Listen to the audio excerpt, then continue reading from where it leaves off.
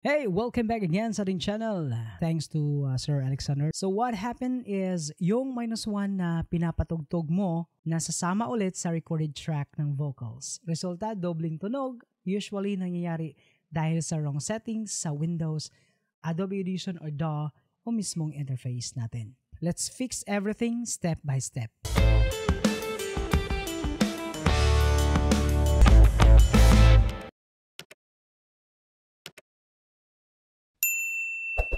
Step 1 natin kaibigan, right-click natin tong speaker icon, right-click din sound settings. Dito sa sound settings, kailangan natin piliin yung magiging input or microphone natin. Ayan, so dito sa input, choose a device for speaking or recording nakalagay. So ang pinili natin is Mayono Mic input. Galing ito sa ating audio interface na Mayono PS Lite. Ito siya. Na pinanggalingan ng microphone natin. So, check natin yan. And of course, yung out natin is ganun din. Mayono HP out speaker para sa headphone natin.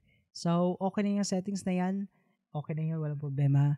Next step natin, punta tayo sa ating Adobe Audition. Dito sa ating Adobe Audition, kailangan yung microphone natin is properly installed doon mismo sa ating DAW.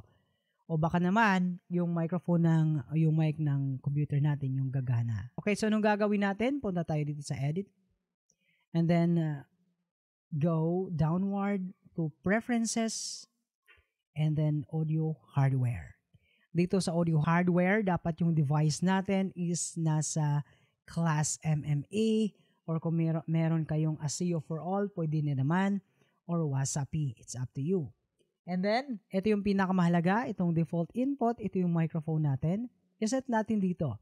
So, pipiliin natin tong Mayono Mic In na Pro Studio.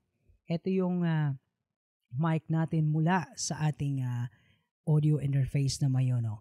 And then, of course, sa out naman is pipiliin na natin yung Mayono HP Out para sa ating monitoring. Then, click OK. So dito makikita natin na pwede na tayo makapag-record ng ating kanta. Hello mic testing, mic check. Nakikita nyo, meron siyang audio na lumalabas. Ibig sabihin yung microphone natin is properly connected sa ating DAW. And of course, next step natin is punta tayo sa multitrack. Sa multitrack is gagawa tayo ng ating tracks. Okay, so dito sa track 1, maglalagay tayo ng -1 natin. Ito yung pipiliin natin. So click natin yan. So meron na tayong -1.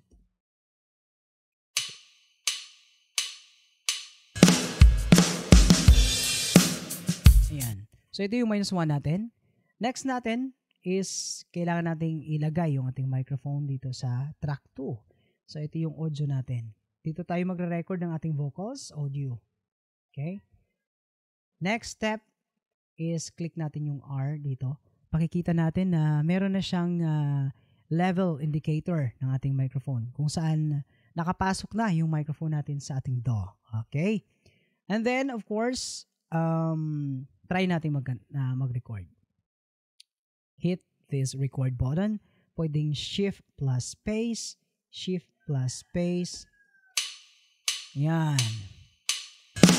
Okay. Eto na yon. Napag-record na tayo. Mic testing, mic check. Okay. So, try nating pakinggan yung ating recordings kung sasapaw ba siya sa ating audio recording. So, mute muna natin tong track 1 and then play natin yung ating na-record na audio. Okay. Eto na yon. Napag-record na tayo. Mic testing, mic.